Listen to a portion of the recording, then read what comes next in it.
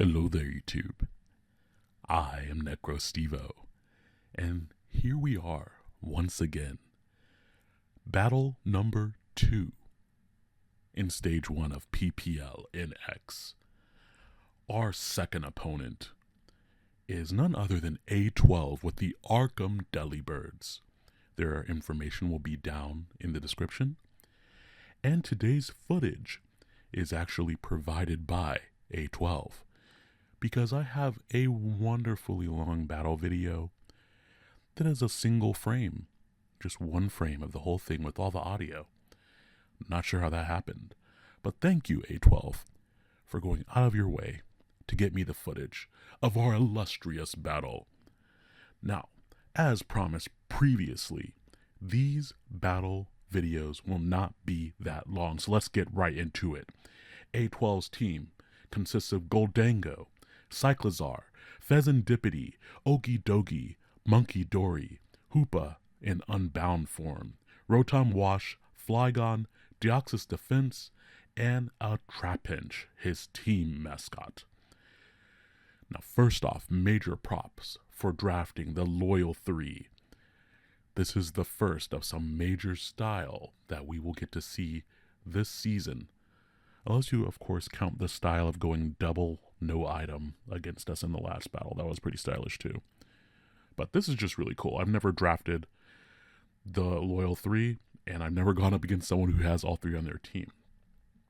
As far as what we have in brief here, we have an Assault Vest, Thunderous Therian, Max Speed, Max Special Defense, Choice Scarf, Star Raptor, Power Herb, Phantom Force, Bramblegast, Zoroark, Hisui with Will-O-Wisp, Hex, Psychic, and Taunt, an Assault Vest, Copperajah, that's right, bringing the big beefy steel boy to the battle.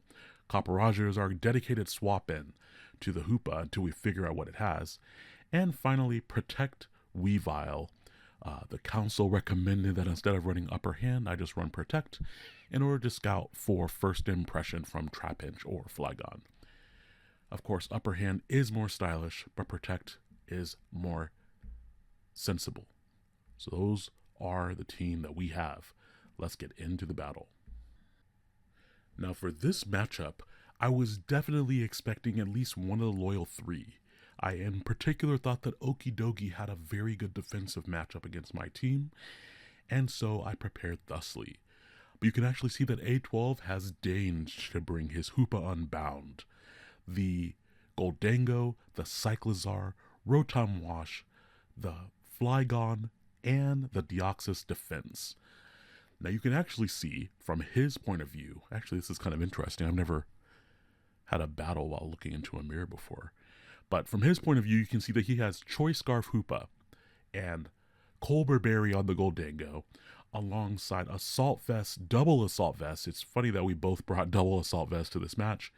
And the Deoxys Defense has Weakness Policy, alongside a Rocky Helmet Rotom Wash. I definitely expected the Rocky Helmet Rotom Wash and Assault Vested Cyclazar. I did not foresee Deoxys Defense coming with Weakness Policy. But the other ones are why I had the moves that I had, because I figured if he was going to be pivoting in things with Assault Vest, I could at least fish for some poisons with Sludge Bomb with a 30% chance to poison.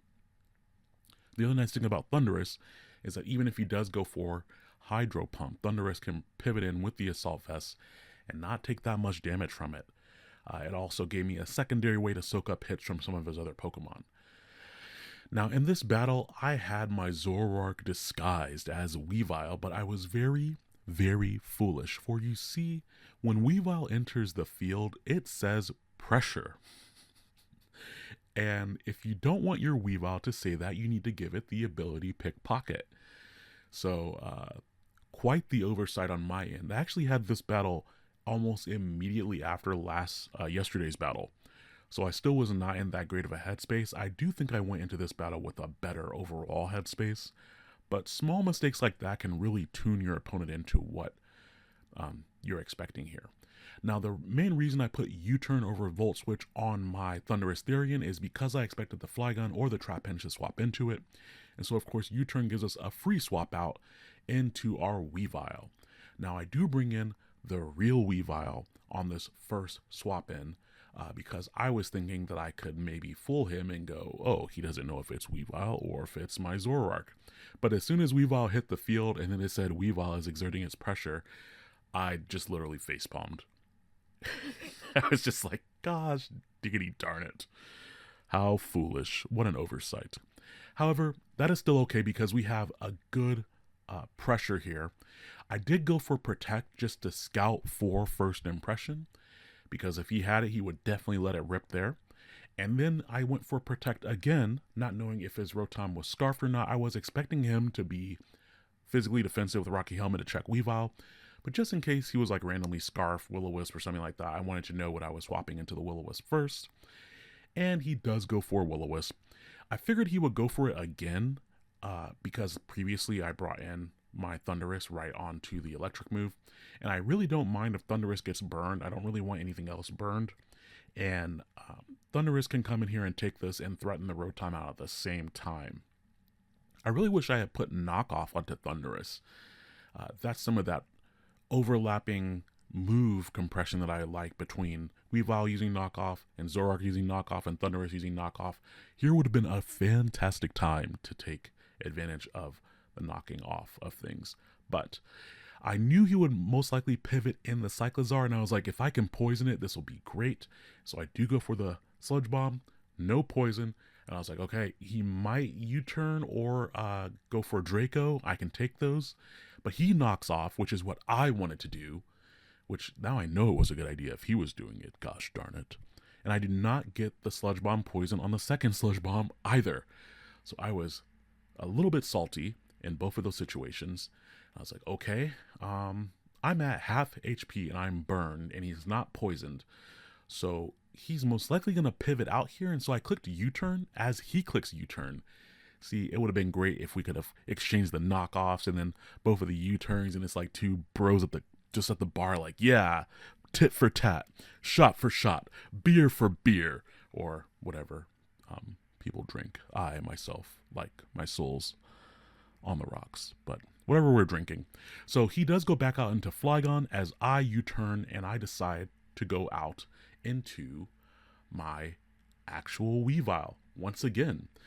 So since Weavile again reveals itself with that pressure, I figure now is a good time to remove the item from the Rotom. If he swapped in and it was Rocky Helmet, then I could deal with that. But if he swapped in and it was, say, Scarf or offensive, and I knocked off his offensive item, then I could possibly stay in and finish it off. With the Life Orb especially, I could easily 2-hit KO a non-defensive Rotom. I also wanted to put myself into this position because it would allow my other Pokemon to more easily pick off the Rotom later. And we do reveal the Rocky Helmet, and he's definitely highly physically defensive because I did not even do over half his HP. And I was like, welp, here it is very obvious to switch back into Thundurus. And I was very, very tempted to go out into Brambleghast with him expecting me to go out into Thundurus. But I did not want him to go for either like the Hydro Pump or into Weavile, and I also didn't want the random double Will-O-Wisp to go into Brambleghast. So unfortunately my Thundurus goes down here. But now I can go into my Brambleghast, and this is pretty safe because he doesn't have anything that really wants to swap into Brambleghast. And that is why I went with the Power Herb Phantom Force set, because after our last opponent brought 2 no-item Pokemon versus us, I figured I might run into that here. And so with that option, I figured I could just click Power Whip here and do some major damage. And he does go out into Cyclizar, and this is not a swap into Brambleghast. And I know that if he is faster, if he has that much speed, he won't do that much damage to me. He could knock me off, but I figured he actually might hard switch or something like that. He actually goes for U-turn, and he shows that he is stronger, so that's why he did not take that move that well. He had a lot of speed investment in there. And he still doesn't really have anything good to bring in on my Power Whip here. Now, he does go into the Flygon, and the Flygon drops so fast that you didn't even see it. It just died. Brambleghast just killed it that quickly. And so now he gets an opportunity to go out into something else, and he does bring in the Hoopa. Now here I was like, the way he's bringing this out, it's probably Scarfed, but if it weren't scarfed, I didn't really want to risk that. Since he did bring it in this way, if he was not actually scarfed, then I could do some serious damage to him. But he is scarfed, he takes out my Bramble Gas, but I know that he's locked in on Dark Pulse. Since he's locked in on Dark Pulse, that means that I have a few different options. Number one, I can go to Weavile. Weavile will resist the Dark Pulse, and then I get some heavy damage on something, most likely inviting back in the Rotom Wash from this range. Number two, I can go into my Copperajah, which is my dedicated swap into this. And even if he does decide to go into the Rotom, Play Rough is going to do some hefty damage to it because of Copperajah's sheer force ability. Now, I was fairly certain that Play Rough would not KO the Rotom from where it was, but it could scare the Hoopa off the field without me taking that much damage, because I would not take too much damage from Choice Scarf build going with the Dark Pulse here. It would do about like 20-30% or so, which will leave me plenty healthy for other threats. So we do go for Play Rough here, and I was actually really dismayed at how little that did. You can see how quickly A12 clicked that Pain Split, because he just sees how bulky and delicious all that Copperajah HP is. One of the highest HP stats on my team. We're not going to let him grab that, though. We are going to go out into my Zoroark, expecting him to maybe just go for a Will-O-Wisp, or maybe even another Hydro Pump. Since I know he's defensive, though, I know I can take those hits and answer right back. Now here, expecting him to swap out, he knows that this is Zoroark because my Weavile took damage. So even though it looks like Weavile, it's very obvious that it's Zoroark at the same time. Unless he just wasn't paying attention. If he was, for example, drinking any of the shots or beers mentioned earlier, that may be what caused some absent-mindedness there. But here I do just go for the Will-O-Wisp, thinking that the Cyclizar would swap in. But unfortunately with my set, I can't really touch Cyclizar. I had Focus Blast on this set. I also had Hyper Voice on this set. And I ended up swapping them both out. And either one of them would have been glorious here. From this range, Focus Blast would have KO'd. Hyper Voice would not have KO'd. But it would have been nice to at least have the option. So here, I do go back out into my Copperajah. Now that I know that he's Scarf on his Hoopa, I know that my Scarf Staraptor will outspeed it. And so I just decided to bring in my Copperajah as a pivot here of sorts, thinking that I can use the opportunity to just throw off a hit or double out and go into my own Staraptor to make a play to get some serious offensive momentum going. But unfortunately, he goes for a U-turn, and I did not know that he had Overheat, but I knew that he could learn Overheat. And since he is so especially defensive and speedy, I did not think that an Overheat would do that much to my Staraptor. He goes out to his Deoxys defense, and here is where we make our major, critical, unfortunate error, in that we go for a U-turn on the Deoxys defense. Alas, not good. So, of course, for those of you who don't know, Weakness Policy is an item that will trigger if you get hit by a move that is super effective damage to you. So me going for U-turn to just pivot out to do a little bit of chip damage here very nicely activates his Weakness Policy without really any threat on his behalf. Since I activated the Weakness Policy, he gets +2 attack and +2 special attack. And he has the Stored Power attack on his set. So Stored Power does more damage the more stat gains that you have. So right now he's at +4, and then he goes for Agility. So not knowing what his speed stat was, I honestly just assumed that I lost right here. Because I was trying to figure out, okay, Deoxys gets a ton of different coverage options. What does he have for my Copperajah? But he has the Drain Punch. And not only does that do, that healed him back to full because of Copperajah's delicious HP total. I keep talking about that, guys. Copperajah's HP is so high. Everyone's going to want a piece of this if they can get it. So I have to get the Copperajah off the field to decrease the amount of HP he could possibly heal. Now here, I go out into my Zoroark just to dodge the Drain Punch, and I was like, maybe I'll outspeed or something, but no, he does just outspeed and goes straight for the Stored Power. I could have done another double into Weavile expecting the Stored Power, but that wouldn't have really gotten me anywhere. And I do go out into my Choice Scarf Raptor at this point, and really I should have clicked Double Edge or Brave Bird, but I honestly assumed that I had lost, and I didn't know how defensive his Deoxys was, because Deoxys's defense stats are so high, it's just difficult to run calcs. And so I went for Final Gambit just to guarantee get this Deoxys off the field.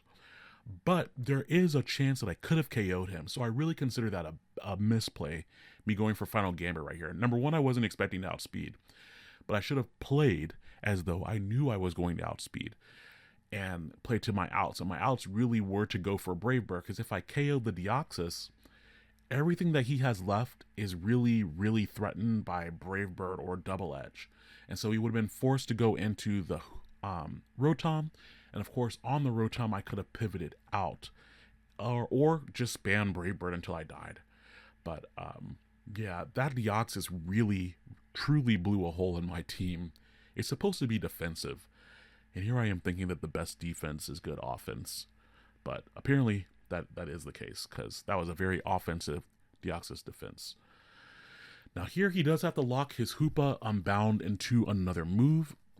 I did quite the number of Hoopa Unbound raids over the weekend, and I will be prepared to draft this Pokemon in the future, because, man, if that is not just darkness power incarnate in that Pokemon, I don't know what is.